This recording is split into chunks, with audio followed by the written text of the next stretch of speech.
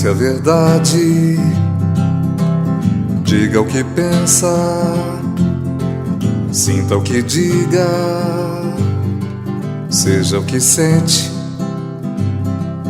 Diga a verdade, seja o que diga, sinta o que pensa, pense no que sinta. Seja a verdade, sinta o que seja, diga o que sinta, pense no que diga. Pensamento, palavra e ação, juntos na mesma direção, trazem paz e equilíbrio ao coração.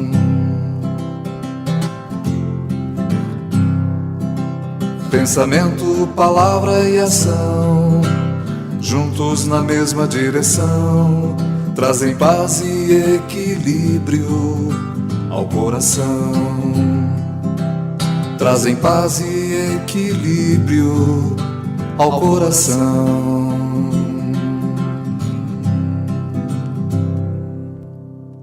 Então, o meu contato com a ayahuasca foi aos meus 28 anos.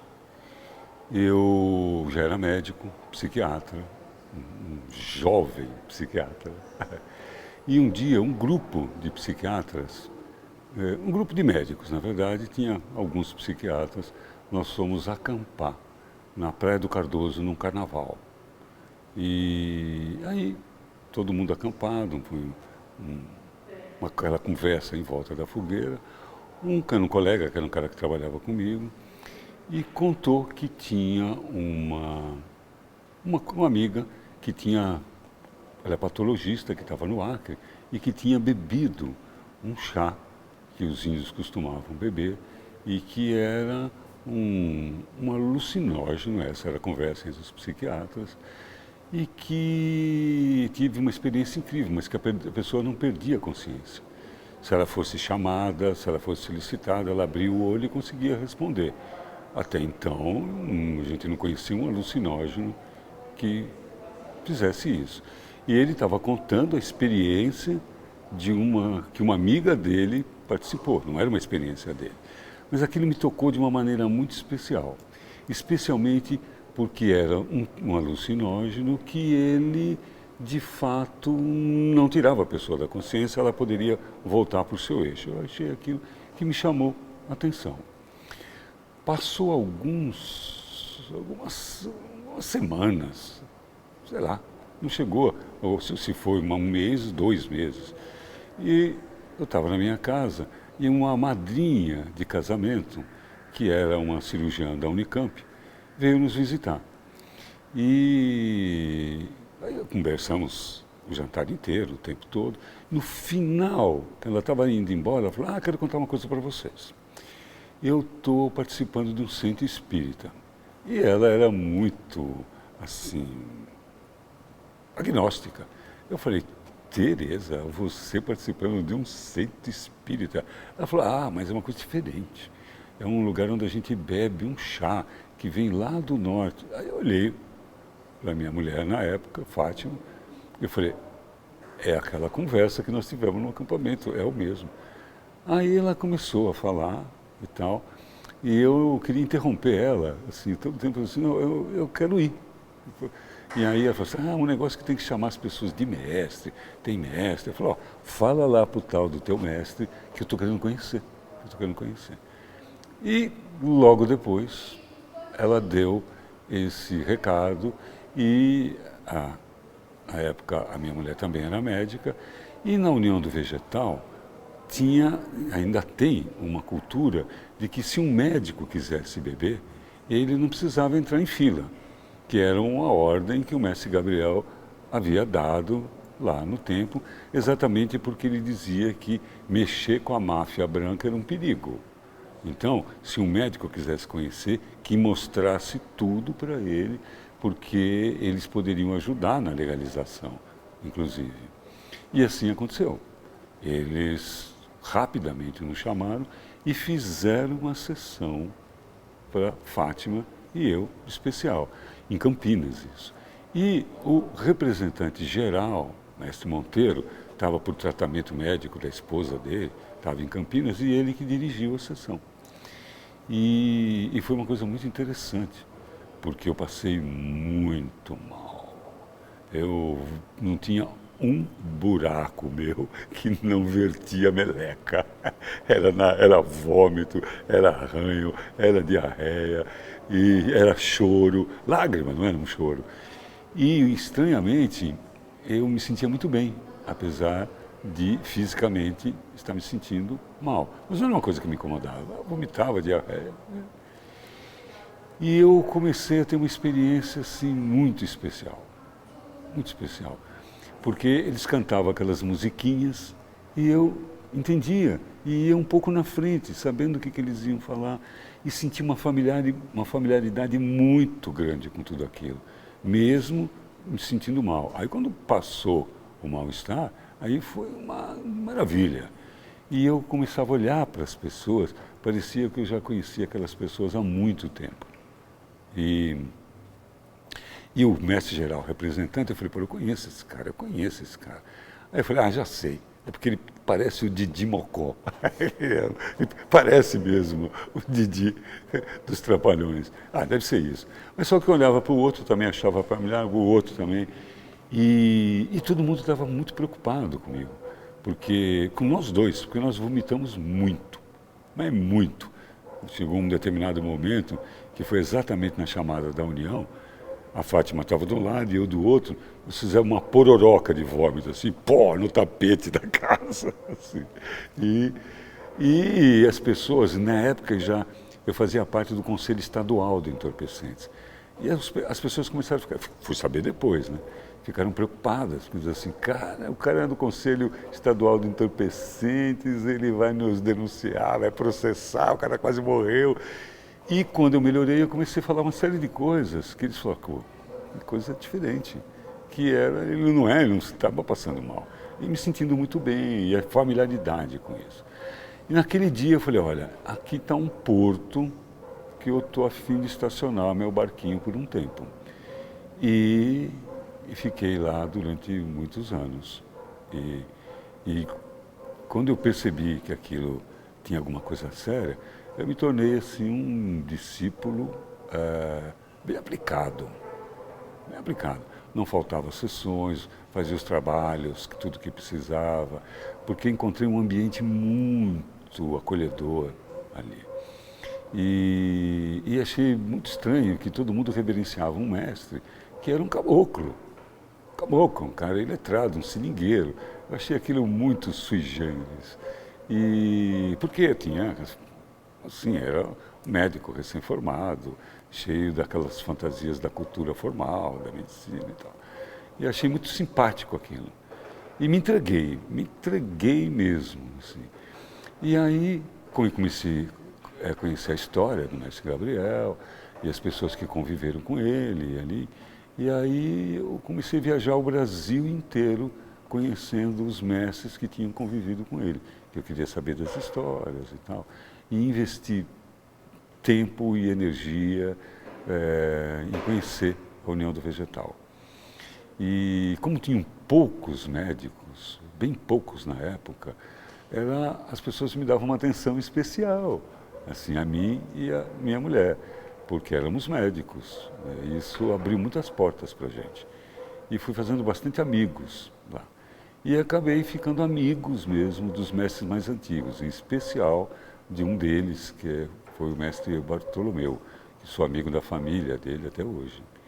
E até o momento que eu fui rápida, dei muito problema, era muito rebelde, assim, quebrava as regras, questionava essa história da hierarquia, e então, assim, eles tinham consideração, mas eu era conhecido como um cara rebelde. Né? Mas, dentro da minha rebeldia, eu tinha toda uma vontade de conhecer tudo aquilo e respeitava tudo aquilo. Eu só questionava porque eu sou um questionador. Né? Não é uma rebeldia, se é que existe, uma rebeldia saudável. Mas isso, assim, demorou um tempo que até nem foi muito tempo, mas assim, eu fui galgando os postos hierárquicos da instituição até chegar no quadro de mestre lá. E aí eu pude ser ouvido, porque ninguém queria ouvir um fedelho do moleque atrevido que acabou de chegar. Aí tive que chegar no quadro de mestre para poder dar as minhas opiniões. E aí, depois de um determinado tempo que eu já era mestre, eu entrei numa crise pessoal muito grande e era muito esquisito as pessoas me chamarem de mestre. E eu num conflito muito grande com a minha vida, com a história, um nó da minha vida. E eu entreguei a camisa de mestre, como se fala lá, estrela de mestre, porque não era coerente que eu ficasse ali. E depois entreguei a camisa do CDC, do Corpo do Conselho, depois do Corpo Instrutivo. A crise foi afundando, depois saí da União do Vegetal e depois saí do meu casamento e fiquei 2 anos sem beber o vegetal numa escola de alquimia. E conheci um mestre muito querido, Edson Carió, e até hoje meu amigo, e não tenho tanto contato com ele, mas a gente tem um nível de consideração, uma escola de elementoterapia, até que 2 anos depois começamos a fazer um trabalho na rua, com moradores de rua. Eu me dedicava ao trabalho social e a estudar alquimia. E tínhamos um grupo de pessoas que começou a juntar com os meus pacientes. Eu tinha muito paciente deprimido e nós criamos um projeto que era trocar o doer pelo doar. As pessoas deprimidas, com mais alguns amigos, levando sopa na rua para aglutinar os moradores de rua e ali começar um trabalho de resgate humano e principalmente do nosso próprio resgate humano. A gente tinha uma filosofia que a gente pedia licença para poder fazer o trabalho e agradecia depois da atenção que os moradores de rua nos davam. Eu parava com aquela hipocrisia de que nós éramos melhores do que ele. Era uma lição para as pessoas deprimidas e o trabalho foi crescendo, crescendo e saiu do controle do consultório e outras pessoas chegaram. E junto tinha um amigo muito querido que eu conhecia lá na escola de alquimia, que era Evandro Visigali e a Silvana, a sua companheira, que ia para a rua. Aí um belo dia, o Evandro disse, não, antes disso, eu ganhei 2 litros de daime e de um amigo daimista e estava lá. Aí resolvi beber com a Nísia. Então, aí eu já tinha me separado, já tinha casado de novo com a Nísia. E aí eu resolvi beber esse chá, bebi 1 vez, 2 vezes, 3 vezes e não sentia nada. E aí achei que eu tinha ganho uma garrafa de daime água. E aí um belo dia, eu estava na montanha, tinha uma casa no alto da montanha, e Nísia e eu bebemos no Ano Novo. E aí eu senti uma borracheira muito forte. E foi uma borracheira muito estranha, porque eu só falava em rima. Tudo que eu falava rimava, como se fosse um repentista. A Nícia olhava para mim e falava assim, o que está acontecendo? Como se fosse um repentista, tudo em rima. E não era uma coisa que eu queria. Aconteceu, muito estranho isso aí. E aí eu recebi um chamado ali, de que eu deveria voltar a beber. Eu já tinha bebido antes com um grupo, tinha começado antes com um grupo xamânico, todo mundo queria ser xamã e ninguém queria saber da história do Mestre Gabriel e eu dissolvi esse grupo. Aliás, foi outra coisa mágica também, porque eu pedi um sinal. Falei, se eu tiver que continuar com esse grupo, então, tudo bem, se eu não tiver, me dá um sinal, mas me dá um sinal claro. Explodiu um garrafão de 5 litros de vidro e que estilhaçou a geladeira, quase machucou a moça que morava lá, a Maria, e aí entendi que tinha que dissolver o grupo. Dissolvi. E aí fiquei 2 anos sem beber mesmo, só na escola de alquimia. Começou aí sim o trabalho na rua, e esse Evandro pegou e disse para mim assim, a gente se trata como compadre, Ele falou assim, compadre, você já ouviu falar numa tal da ayahuasca? E eu tinha acabado de beber lá na montanha que tinha tido aquela experiência. Aí eu falei, conheço, sim. Eu falei, eu gostaria de experimentar. Eu falei, então aguarde a próxima sessão aí, uma oportunidade que nós vamos beber. E aí tinha recebido um toque, uma ordem, que deveria voltar a beber e reorganizar um grupo que pudesse levar, acolher também os moradores de rua. E ali começou a blusa, lá no meu consultório, com algumas pessoas lá, e que a estrutura desse trabalho era Nízia, Evandro, Silvana, eu e outras pessoas que estavam lá que depois não continuaram. E ali é que começou, foi a semente que gerou depois a blusa. Então, de fato, a minha relação com a espiritualidade, com a ayahuasca, a relação com a espiritualidade nunca sofreu hiato. Ela começou com a ayahuasca, tanto que quando eu parei de beber o chá, eu continuei fazendo uma escola de alquimia, que era, aprendi muita coisa lá dentro, que veio depois subsidiar e fundamentar muitas coisas que eu trouxe para o nosso grupo, dentro dessa escola. Então não houve solução de continuidade na espiritualidade, houve uma solução de continuidade, um soluço dentro da prática da ayahuasca, de beber a ayahuasca, a espiritualidade não.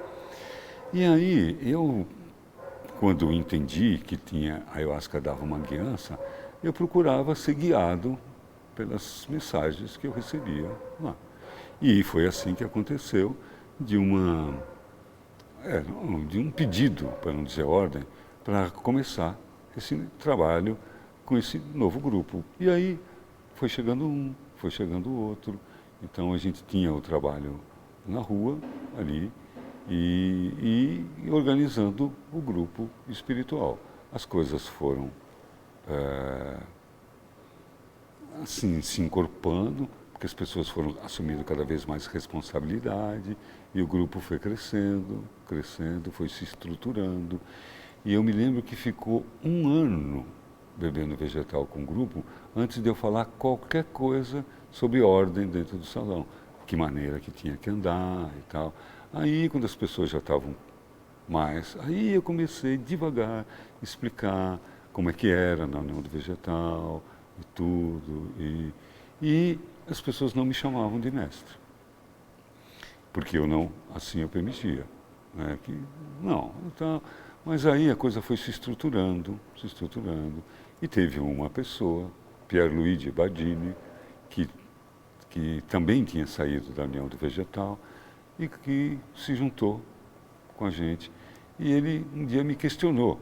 Ele falou, você percebeu que de repente você não querer que as pessoas te chamem de mestre é um tipo de vaidade também? Eu falei, é verdade. E que o ritual, e ele me lembrou que na verdade o mestre não era eu, chamava o mestre porque representava o mestre Gabriel. E aí, falei, tá, é verdade, é isso mesmo, eu sempre soube disso.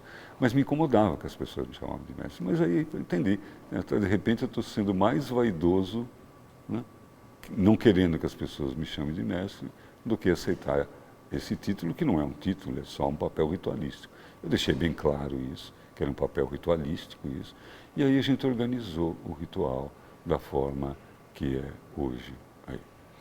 Desde o começo, a gente sempre seguiu os moldes da União do Vegetal, com as 5 chamadas de abertura, que era onde eu tinha me formado. E assim é que eu me sentia seguro para beber esse chá. Sempre fazendo as chamadas de abertura, chamando Minguarana, fazendo a chamada da União, fazendo a chamada do Caiano, a chamada do Sombreia, de Estrondonabaca, enfim, tudo como manda o ritual, na ordem que precisava. A única coisa que mudou é que as pessoas passaram, depois de um tempo, a chamar de mestre. E as coisas foram, eu sempre procurei fazer assim o ritual consultando a força superior, sem querer inventar muita coisa. E recebi a permissão e fomos criando alguma metodologia, um pouco, no meu ponto de vista, mais funcional. Então a gente dividia a sessão em 3 terços, um terço era poucas palavras, só chamada, aí no segundo terço aí já mais perguntas, e no terceiro terço no final, a coisa mais humorada, mais leve, já chamando as pessoas para ir aterrissando e sair com aquele sentimento de alegria e tudo. E o ritual foi se estruturando assim. Nós passamos um período que o trabalho na rua deu uma boa acelerada e que a gente levava os moradores de rua lá para o sítio, que já era esse sítio que ainda tem hoje. Já demorou um tempo para a gente trazer os moradores de rua para o salão de vegetal e fazia sessões especiais para eles. E eu tenho comigo umas saudades desse tempo. Eram experiências muito fortes, bem espirituais, ricas de ensinamentos para nós e que nem todos gostavam, mas eu era uma das pessoas que gostava bem dessa experiência. E Zelinda também, eu me lembro que gostava bem dessa experiência. E ela trazia as pessoas de trem e foi um período bem legal. Mas que nem todo mundo concordava com esse trabalho. E até que a grande maioria não queria, e o trabalho foi extinguindo com os moradores de rua. E continuou um trabalho espiritual como é hoje ainda. Como eu disse, assim, no tempo que eu fui discípulo da União do Vegetal, eu fui bem aplicado, bem estudioso, assim, querendo saber, conhecer chamadas e tal. Então, eu conhecia a estrutura das chamadas, eu conhecia várias chamadas, as que eram do mestre Gabriel, as que eram do mestre Zé Luiz, as que eram do mestre Braga, e a estrutura delas e tal. Até que a primeira vez que isso aconteceu, eu estava na União do Vegetal. Eu estava num preparo em Brasília, quando eu comecei a sentir uma canção cantando dentro de mim. Que era uma chamada que depois eu nunca mais fiz, que era eu fiz uma ou duas vezes, que era do cristalino. E eram umas palavras bem simples, mas que saíam espontaneamente. Eu tomava muito cuidado de não querer ficar criando coisas, de querer ficar inventando coisas. Mas chegou um ponto que ficou inevitável fazer isso, era muito forte. E aí parei de resistir, abri a boca e a coisa vinha pronta. E elas tinham sempre um propósito, como até hoje acontece. Elas vêm antes com algum propósito definido para o futuro. E aí vem pronta com alguns pequenos ajustes, como se fosse uma coisa, usando uma palavra assim, que acho que as pessoas entendem o que eu vou dizer, uma coisa que meio que mediúnica. Abria a boca e acontecia. Não tinha a minha vontade. Às vezes, por exemplo, eu falava, isso aí tem um erro. Como, por exemplo, a chamada do rio, ele vem sem pressa, mas também sem devagar. Eu assim, como sem devagar? Vem sem pressa, mas também assim, sem devagar. Como assim? Sem vagar, sem lentidão. Devagar, o sentido de devagar. Enfim, eu ia aprendendo com a própria chamada. E num determinado momento, também lá no começo, teve uma manifestação assim, mediúnica de receber uma força de um índio, e que era para fazer sessões de cura, que isso não tinha nada a ver com a União do Vegetal. A União do Vegetal é conhecida por um centro espírita, onde cada um cuida do seu espírito, e não existe incorporação.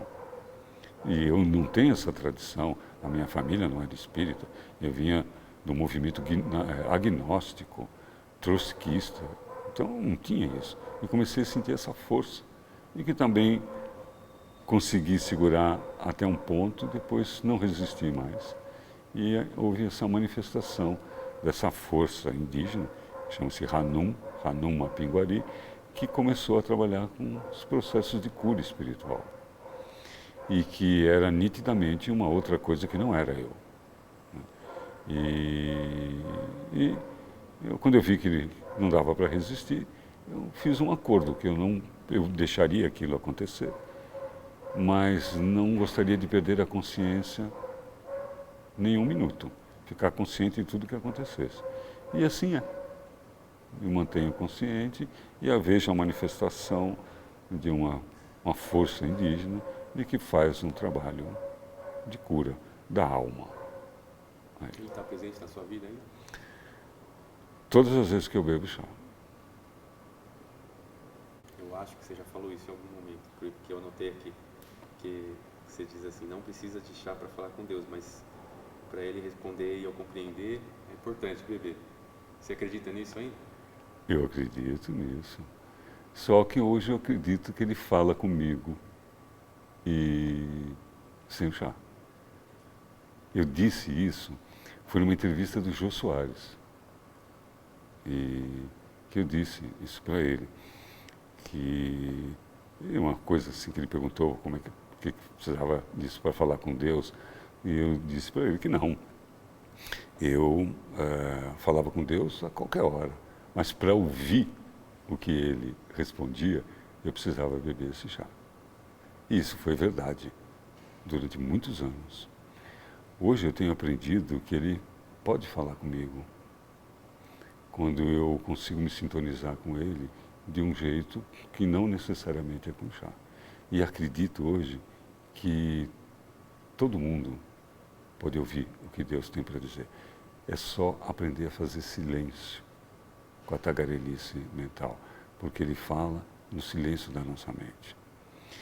E às vezes a gente consegue esse nível de concentração com a ayahuasca.